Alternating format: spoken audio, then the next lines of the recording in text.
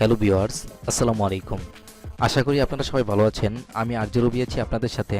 IT সেন্টারের পক্ষ থেকে আপনাদেরকে জানাচ্ছি আন্তরিক অভিনন্দন ও শুভেচ্ছা। আজকে আমরা দেখব মাইক্রোসফট ওয়ার্ড 2030 ফাইল মেনুর যে বেসিক কাজগুলো আছে সেই বেসিক কাজগুলো আজকে আমরা দেখব। তাছাড়া প্রত্যেকটি মেনুর পার্ট বাই পার্ট আমরা আলোচনা করব। তো প্রথমে আমাদের মাইক্রোসফট ওয়ার্ডটি ওপেন করতে হবে। তো যারা উইন্ডোজ 7 ব্যবহার করেন বা এক্সপি ব্যবহার করেন তারা প্রথমে স্টার বাটন থেকে অল প্রোগ্রামে ক্লিক করে তারপরে মাইক্রোসফট ওয়ার্ডটি ওপেন করতে হবে।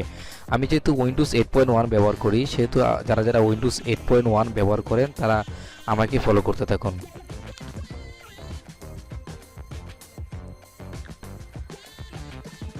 ওয়ার্ড 2030তে আমরা ক্লিক করলে এটি ওপেন হয়ে যাবে। তো বন্ধুরা, আমাদের ওপেন হওয়ার পূর্বে আমাদেরকে কিছু ডকুমেন্ট দেখাবে। তো আমরা যে ডকুমেন্টে কাজ করব সেই ডকুমেন্টটি হচ্ছে এই ডকুমেন্টটি। আমরা এটাতে ক্লিক করব। ক্লিক করার পরে আমাদের ডকুমেন্টটি ওপেন হয়ে গেল। তো বন্ধুরা, প্রথমে আমাদের যে ডেস্কটপে যে আইকনগুলো আছে সেই আইকনগুলোর সাথে আমরা পরিচিত হব। তো প্রথমে দেখতে পাচ্ছি আমরা এখানে কিছু আইকন আছে, সেভ, কন্ট্রোল বি, যেটাকে রিপেক্ট ক্যানট রিপেক্ট বলা হয়, তারপরে হচ্ছে গিয়ে ক্যানট আনডু, এটাকে বলা হয় কুইক অ্যাক্সেস টুলবার। আর এখানে আমরা আরেকটি আইকন দেখতে পাচ্ছি, এটাকে বলা হয় কাস্টমাইজ কুইক অ্যাক্সেস টুলবার। অর্থাৎ আপনি যদি কুইক অ্যাক্সেস টুলবারে কোনো আইকন অ্যাড করতে চান তাহলে এখানে টিক চিহ্ন দিলেই এটি অ্যাড হয়ে যাবে। যেমন আমি নিউ অ্যাড করলাম, ওপেন অ্যাড করলাম, তারপরে ইমেল অ্যাড করলাম, তারপর ড্র টেবিল অ্যাড করলাম। তো এখানে আমি টিক চিহ্ন দিলেই অ্যাড হয়ে যাবে। আর যদি আমি এখান থেকে কিছু আইকন মাইনাস করতে চাই তাহলে এখান থেকে আমি যেমন রেডো আমি মাইনাস করে দিলাম, আমি টিক চিহ্ন উঠিয়ে দিলে এটি মাইনাস হয়ে যাবে। তো এটি যেরকমভাবে আছে আমি ঠিক সেরকমভাবেই রেখে দিচ্ছি।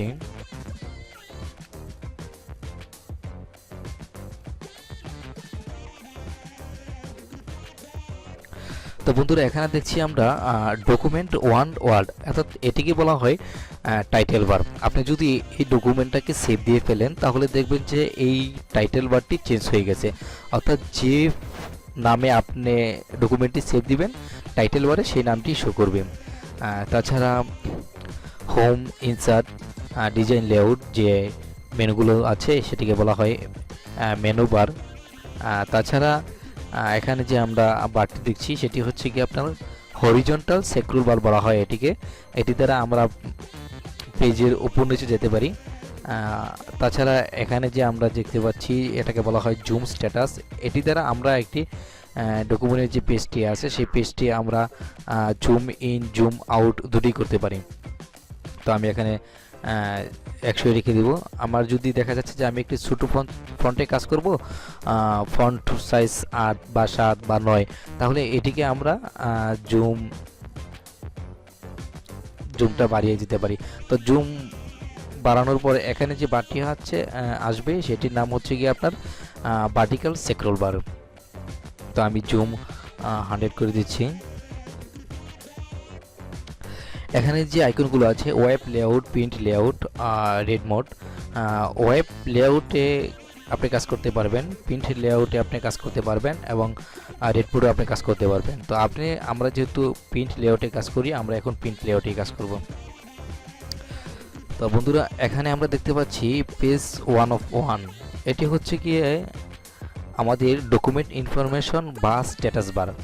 অর্থাৎ আমাদের ডকুমেন্টে কতগুলো পেজ হয়েছে বা আমি কত নম্বর পেজে কাজ করছি বা এই ডকুমেন্টে মোট কতগুলো ওয়ার্ড লেখা হয়েছে সে সমস্ত ইনফরমেশন আমি এখান থেকে এদিকে তাকালেই আমি বুঝতে পারবো যে আমার এতগুলো পেজ নেওয়া হয়েছে, আমি এত নম্বর পেজে আছি, বা আমার এই যে ডকুমেন্ট আছে এই ডকুমেন্টে এতগুলো ওয়ার্ড লেখা হয়েছে। আমি সিম্পল দেখাচ্ছি।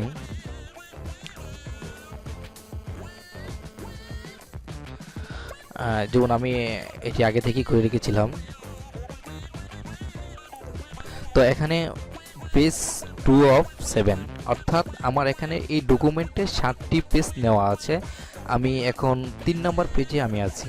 আমি এখন 3 নম্বর পেজে যদি আমি কাজ করতে চাই তাহলে আমি 3 নম্বর পেজে ক্লিক করলেই এখানে দেখাবে যে আমি 3 নম্বর পেজে আছি। 7টা পেজের মধ্যে আমি 3 নম্বর পেজে আছি। তো এখানে ওয়ার্ড আছে 3982টি ওয়ার্ড এখানে আছে। আমি যদি আরেকটি লাইন আমি বাড়িয়ে দিই,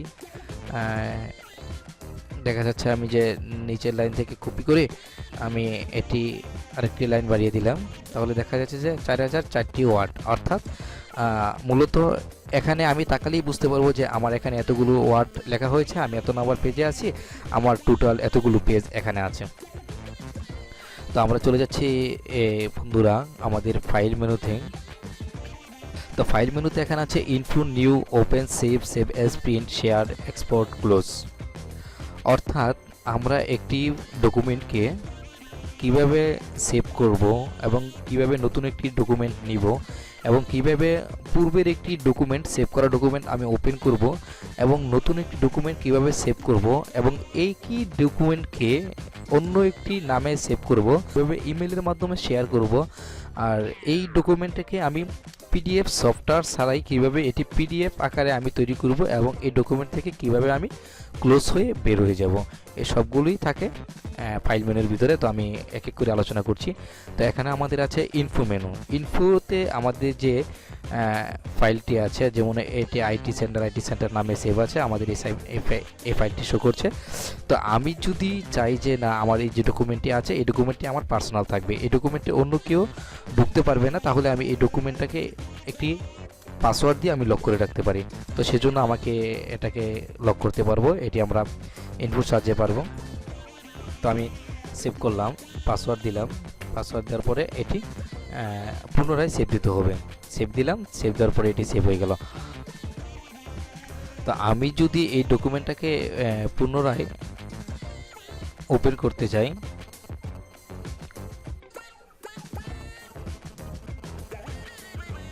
সরি আমাকে এই ডকুমেন্টটা কাটতে হবে। কাটার পর এই দেখেন এখন আমাকে পাসওয়ার্ড চাচ্ছে, আমি যদি এটি পাসওয়ার্ড দিয়ে দিই তাহলে আমার এই ডকুমেন্টটি ওপেন হয়ে যাবে। আবার একই নিয়মে যদি আমি চাই যে না আমার এই ডকুমেন্টটা এখন আর পাসওয়ার্ডের প্রয়োজন নাই, তাহলে আমি শুধু অনলি পাসওয়ার্ডটি উঠিয়ে দিলেই আমার চলবে। তারপর আমাকে সেভ দিতে হবে, সেভ দিলেই আমার এটি পাসওয়ার্ড উঠে যাবে। তো বন্ধুরা পরবর্তীতে এখানে আছে যে নিউ। এখানে নিউতে আমরা প্রথমত যে ডকুমেন্টে কাজ করছি সেই ডকুমেন্টটা তো অবশ্যই থাকবে। দ্বিতীয়ত আমরা যদি নতুন কোনো একটি কাজ ওপেন করতে চাই, যেমন আমি বাংলা একটি দরখাস্ত লিখছি, এখন ইংলিশে একটি দরখাস্ত লিখব, তাহলে আমাকে অবশ্যই একটি নতুন একটি ডকুমেন্ট নিতে হবে। তো আমাকে নতুন ডকুমেন্ট নেওয়ার ক্ষেত্রে আমরা যদি এখানে নিউতে ক্লিক করি তাহলে আমাদের এখানে অনেকগুলো ডকুমেন্ট দেখাবে। আমরা যে ডকুমেন্টে কাজ করছি বর্তমানে সেটি হচ্ছে গিয়ে এই ডকুমেন্টটি। তো আমরা এখানে ক্লিক করলে নতুন একটি ডকুমেন্ট ওপেন হয়ে যাবে, আমাদের নতুন একটি ডকুমেন্ট ওপেন হয়ে গেল। তখন আমরা ইচ্ছা মতন এই ডকুমেন্টে কাজ করতে পারবো। তো এইগুলো আমাদের নিউ মেনুর কাজ। তো এখানে আছে ওপেন। তো ওপেন ফোল্ডারটি হচ্ছে আমি যে ডকুমেন্টে কাজ করছি এই ডকুমেন্টটি নতুন করে আমি গিয়ে ফাইল থেকে খুঁজবো না, শুধু এখানে ঢুকে আমি আমার যে পূর্বের সেভ করা ফাইলটি আমি এখান থেকে ওপেন করব। তো সেজন্য আমাকে ওপেনে ক্লিক করতে হবে। তো আমি এখানে যে রিসেন্ট যে ডকুমেন্টগুলো আমি সেভ করেছি এই ডকুমেন্টগুলো আমাকে এখানে দেখাবে। যদি দেখি যে না এখানে যে রিসেন্ট যে ডকুমেন্টগুলো আছে সেখানে আমি যে ডকুমেন্টটি খুঁজছি সেই ডকুমেন্ট এখানে নেই, তাহলে আমাকে কম্পিউটার থেকে এখানে ডেস্কটপ আছে, তারপরে ডকুমেন্ট আছে, এটা আমি পূর্বে সেভ করেছিলাম যে একটি ফোল্ডার, সেই জন্য এটা শো করছে, আপনার কাছে হয়তো শো নাও করতে পারে। তো আমি যেহেতু ডেস্কটপে সেভ করেছি সেহেতু আমি ডেস্কটপ থেকে এটি ওপেন করতে পারবো। ডেস্কটপে ওপেন করলে আমার এই ফোল্ডারটি দেখাচ্ছে, তারপরে ওপেনে ক্লিক করলে আমার এই ডকুমেন্টটি ওপেন হয়ে গেল। তারপরে আছে সেভ। অর্থাৎ আমরা যদি কোনো ডকুমেন্টকে সেভ করতে চাই, আমি একটি ডকুমেন্ট লিখলাম, এক লাইন লিখলাম বা একটা ওয়ার্ড লিখলাম বা দুইটা ওয়ার্ড লিখলাম, লেখার পরে আমি একটি ডকুমেন্টকে সেভ দেব। তারপরে দেখা যাচ্ছে আমি 5 লাইন 10 লাইন লেখার পরই আমি একটি ডকুমেন্টকে আবার পুনরায় Ctrl+S বা সেভ বাটন ক্লিক করে আমরা এটিকে সেভ দিয়ে দিব। কেননা যদি দেখা গেছে যে আমরা একটা ডকুমেন্ট লিখলাম 200 ওয়ার্ড 500 ওয়ার্ড বা 2000 ওয়ার্ড বা 4000 ওয়ার্ডের একটি ডকুমেন্ট লিখলাম, কিন্তু আমি এটাকে সেভ দিলাম না। সেভ দেওয়ার না ক্ষেত্রে একসময় দেখা যাচ্ছে যে আপনার বিদ্যুৎ চলে গেল, তখন কিন্তু আপনার পুরো ডকুমেন্টটা যেটা করলেন এত পরিশ্রম করে সেটা কিন্তু পুরোপুরি লস হয়ে গেল। তো এই জন্য আমরা প্রথমে একটি ডকুমেন্ট তৈরি করার সাথে সাথেই 1 লাইন 2 লাইন বা 3 লাইন লেখার পরবর্তীতে আমরা এটাকে সেভ দিয়ে দিব। তো প্রথমে আমরা সেভ তো দেখিয়ে দিলাম, Ctrl+S দিয়ে সেভ দিব, যেহেতু আমার এই ডকুমেন্টটি পূর্বে সেভ করা আছে। সেটা সেভ হচ্ছে না। আমি দেখা যাচ্ছে এই একটি ডকুমেন্ট, নতুন একটি ডকুমেন্ট, এটাকে সেভ করব। তাহলে ফাইল মেনু থেকে এসে চাপ দিব। চাপ দেওয়ার পরে আমি কোন জায়গায় এটিকে সেভ করব, ডেস্কটপে, জি ফোল্ডারে নাকি ডকুমেন্টে? তা আমি ডেস্কটপে এখন সেভ করে আপনাদেরকে দেখাচ্ছি। এটার নাম দিলাম আমি 1123 সেভ। তো এটি সেভ হয়ে গেল। তো দেখা যাচ্ছে আমি এই ডকুমেন্টটাই আমি আরও কিছু লেখা বাড়িয়ে এখান থেকে আমি অন্য একটি নামে সেভ করব। দেখা যাচ্ছে যে এটি বোল্ড ছিল না, আমি এটিকে বোল্ড করে নিচ্ছি। অর্থাৎ একটি ডকুমেন্ট থেকে অন্য একটি ডকুমেন্টের নাম স্থানান্তরিত করব আর কি। তো ফাইল মেনু থেকে কন্ট্রোল-এস দিব। আমাদের যে ডকুমেন্টটি আপনার পূর্বে সেভ ছিল সেই একই ডকুমেন্টকে আমি অন্য একটি নামে অন্য জায়গায় সেভ করব। তো সেজন্য একইভাবে আমাদের সেভ করতে হবে ডেস্কটপ বা আপনি যে জায়গায় ইচ্ছে সেই জায়গায় সেভ করতে পারবেন। আমি এখানে ডেস্কটপে সেভ করে দেখাচ্ছি। আমাদের পূর্বেরটা ছিল 1123, আমি এটাকে নাম দিলাম 1124। তো আমরা ডেস্কটপে গেলে অবশ্যই দেখতে পারবো যে আসলে এই দুটো ফাইলেই আমাদের সেভ হয়েছে। তো এখানে 1124, এখানে 1123, এই দুটো নামে আমাদের ফাইল সেভ হয়েছে। তো তারপরে আছে আমাদের প্রিন্ট মেনু। তো প্রিন্ট মেনুতে আমাদের কাজটি হচ্ছে আমরা একটি ডকুমেন্ট কতটি প্রিন্ট দিব, 1 কপি, 2 কপি, 5 কপি, 10 কপি না 20 কপি। আপনি যত কপি প্রিন্ট দেন না কেন, যদি আমি 20 কপি প্রিন্ট দেন আপনি, তাহলে এখানে 20 লিখলে আপনার 20 কপি প্রিন্ট বের হয়ে যাবে। তারপরে এখানে আপনার প্রিন্টার, আপনি যে প্রিন্টারটি কানেকশন থাকবে সেই প্রিন্টারের নামটি এখানে সিলেক্ট করে নেবেন। যেহেতু আমার কোনো প্রিন্টার নেই সেহেতু আমার এখানে কোনো প্রিন্টার শো করছে না। তো এখানে আপনি প্রিন্টারটি সিলেক্ট করে নেবেন। এখানে প্রিন্ট অল পেজ, অর্থাৎ আপনার একটি ডকুমেন্টে মনে করুন যে 10টি পেজ আছে, 10টি পাতা আছে, আপনি কি 10টি পাতায় প্রিন্ট করবেন, নাকি আপনি শুধু একটি পাতা প্রিন্ট করবেন, নাকি আপনি যে পেজটাতে রেখে প্রিন্টে আসলেন সেই পেজটা প্রিন্ট করবেন? দেখা যাচ্ছে যে আমি এখানে এই পেজটা রেখে প্রিন্ট করব। তো সেখানে আমাদেরকে প্রিন্ট কারেক্ট পেজ দিলেই আমাদের এই পেজটা প্রিন্ট হয়ে যাবে। তাছাড়া যদি আমি চাই যে না, আমার 10টা পেজ আছে, সেখান থেকে আমি 7, 9, 10 এই 3টে পেজ আমি ওপেন করব, তাহলে এখানে কারেন্ট পয়েন্ট দিয়ে আপনি 7 দিয়ে কমা দিয়ে 9 দিয়ে কমা 10 দিলেই আপনার 7, 9, 10 এই প্রিন্টটি বের হয়ে আসবে।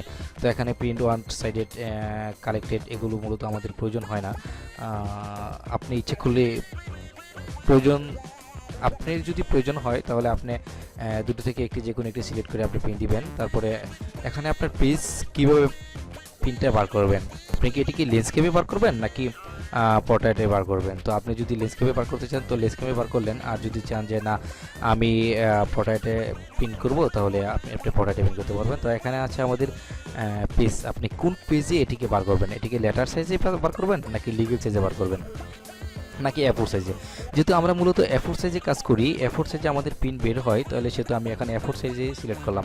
তাছাড়া দেখা যাচ্ছে যে আপনি কোনো একটি প্রতিষ্ঠানে কাজ করছেন, তো সেক্ষেত্রে আপনাকে লেটার বা লিগেল যে কোনো একটা লাগতে পারে। এখানে কিন্তু পেজের মাপ আছে, 8.5 ইঞ্চি, আপনার গুণ হচ্ছে গিয়ে 11 ইঞ্চি, যেটাকে 11 ইঞ্চি।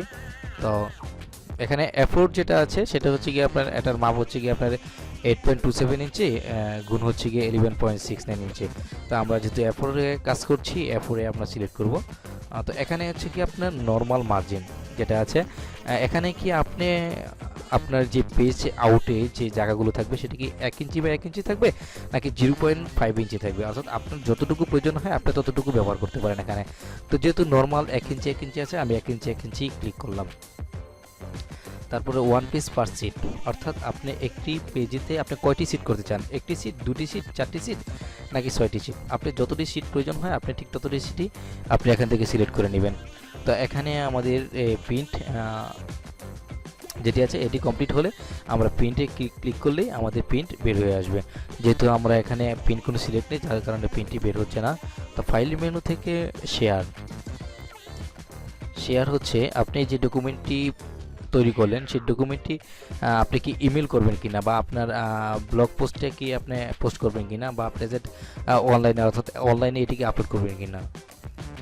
তো আপনি এখান থেকে যদি ইমেল করতে চান তাহলে আপনি ইমেল করতে পারেন, বা সেন্ড অ্যাজ পিডিএফ, অর্থাৎ এটি যদি পিডিএফ আকারে আপনি ইমেল করতে চান তাহলে সেটিও করতে পারেন, বা এক্সপিএস যেটা আছে সেটা দিয়ে আপনি ইমেল করতে পারেন।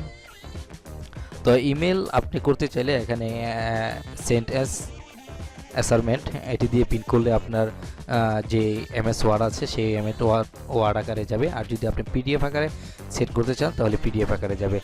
তো এখানে আমাদের আছে এক্সপোর্ট। এক্সপোর্ট হচ্ছে কি আপনি যে ডকুমেন্টটা তৈরি করলেন সেই ডকুমেন্টটা আপনি পিডিএফ আকারে আপনি সেভ রাখবেন। তো সেক্ষেত্রে আপনার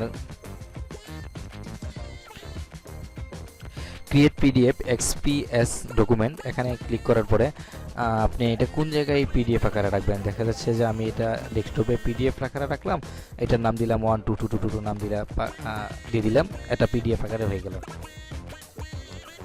তো পিডিএফ অর্থাৎ 2013 মধ্যে এটি একটি সুবিধা যে আসলে পিডিএফ করতে হলে আপনাকে নতুন কোনো সফটওয়্যার এখানে অ্যাড করতে হবে না, এখানে অটোমেটিক্যালি সফটওয়্যার থাকবে, আপনি এখান থেকেই পিডিএফ আকারে তৈরি করে নিতে পারবেন।